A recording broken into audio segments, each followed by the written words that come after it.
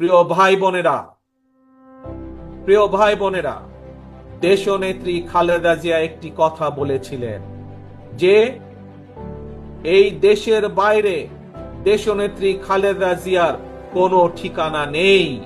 বাংলাদেশের বাইরে দেশনেত্রী খালেদা জিয়ার কোনো ঠিকানা নেই। দেশনেত্রীর খালেদা জিয়ার সন্তান হিসাবে আজ আপনাদের সামনে একইভাবে আমিও বলতে চাই, বাংলাদেশের বাইরে আমার কোনো ঠিকানা নেই। কাজেই এই দেশই আমার ঠিকানা, এই দেশই আমার প্রথম ঠিকানা, এই দেশই আমার শেষ ঠিকানা।